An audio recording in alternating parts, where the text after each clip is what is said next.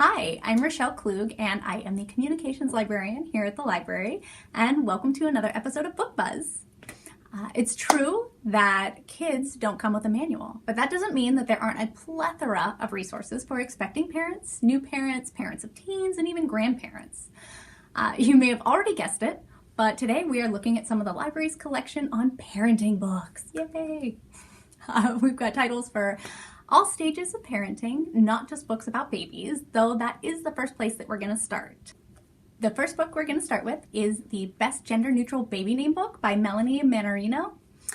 For some people, naming their baby is a given. Maybe they have a family name in mind or have loved a name so much since childhood that they've dreamed of the perfect name since they were young themselves. However, for many other people, naming your child is a very daunting task. And I'm pretty much looking at all of my overthinkers out there. Where are you? I see you. Luckily, there are dozens of baby naming books to help spark some ideas. This book in particular is great for several reasons. First, if you are waiting until birth to find out the gender of your baby, this gives you great naming options no matter what you're having. Additionally, it lists a mix of over 950 classic and modern names from Max and Andy to Mercury and Sorel. The author also includes a brief description of the name's origin with each entry, so you can kind of get a better idea of what the name is based on. So if you are looking to name your baby, this is a good place to start. Next, still on babies, we have The Little Book of Baby Massage. Use the power of touch to calm your baby by Jo Kellett. It sounds silly.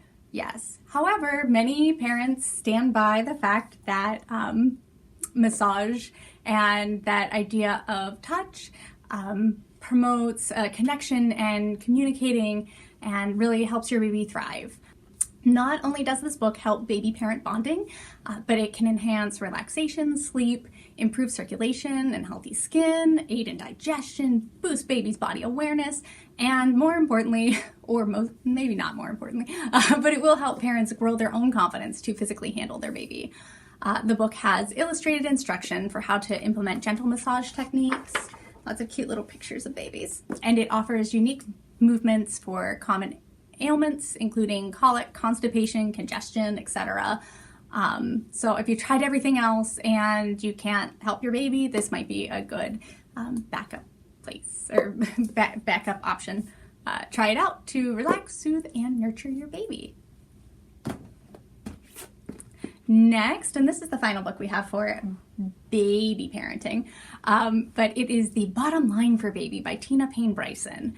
This is the most traditional baby book that we are featuring today, and it covers common issues that often have conflicting advice. So we're thinking the idea of co-sleeping or starting solid foods, maybe nursing versus bottle feeding, or even pacifiers, almost any topic that could cause controversy in the parental world, which is mostly everything.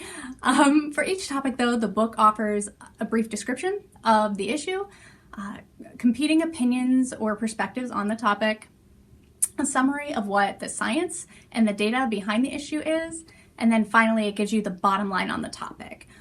So that means sometimes the evidence is clear to either do or do not do something, but they also note when more evidence is needed to support that idea. So the bottom line, this book is a great resource for science-based evidence regarding common child rearing issues. Next, we have books for parenting older children. This is a great title. It's The Book You Wish Your Parents Had Read, and Other Children Will Be Glad That, and Your Children Will Be Glad That You Did, by Philippa Perry. This book is all about building relationships with your child. So developing good connections and enhancing what you've already started. So like many books written before it, this book covers a lot of just general parenting topics, from like home environment and children's feelings and their behavior. But in addition to that, it has you really confronting some heavy stuff from your own childhood. It puts you in real life situations, current situations with your child, and asks you how you would handle it. Then it makes you kind of think back to your own childhood to recall what elements triggered your response. It asks you to question how certain situations make you feel. For example, how does it make you feel when you're told something you already know? Or if you're told something that you think you should know? And then it challenges you to give your true opinion, not just what you think you should answer to those questions.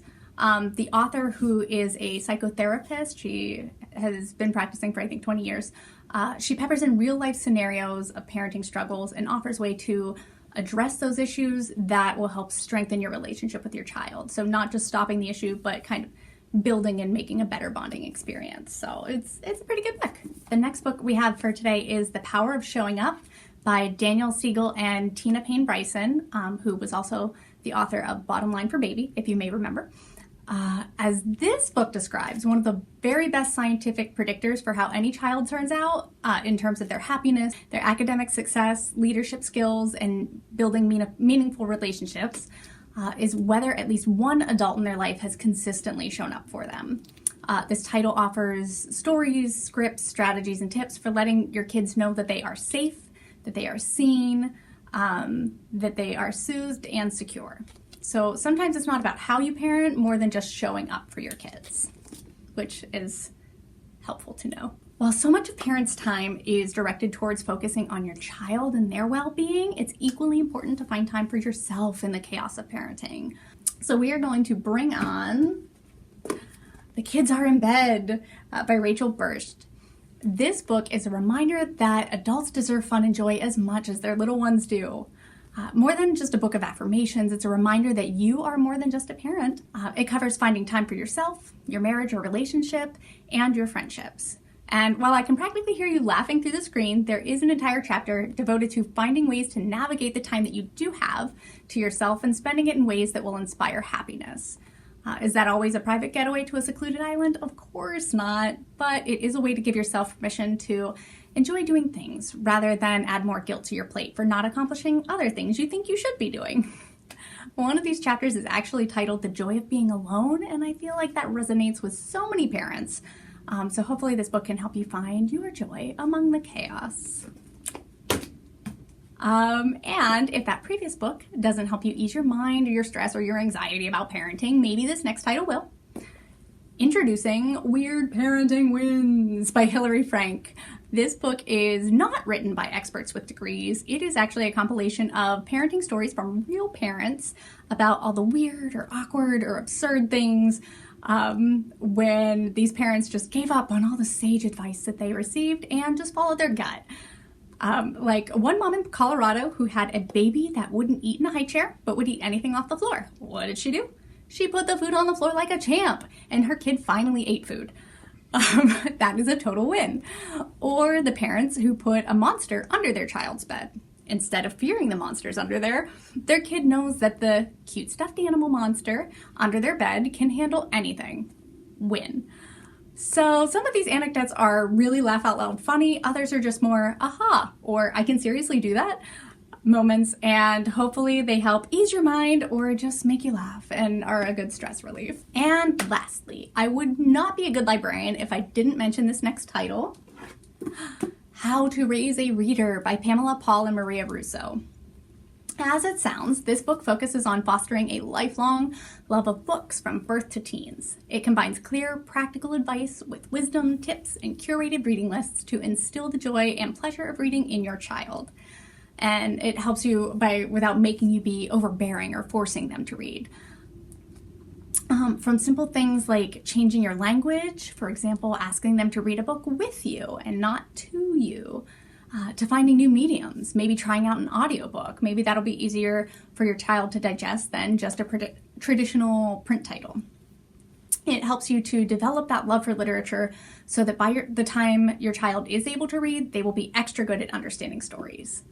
I personally suggest listening to audiobooks during your car ride, even if it's just 10 minutes, like on the way to daycare or to school.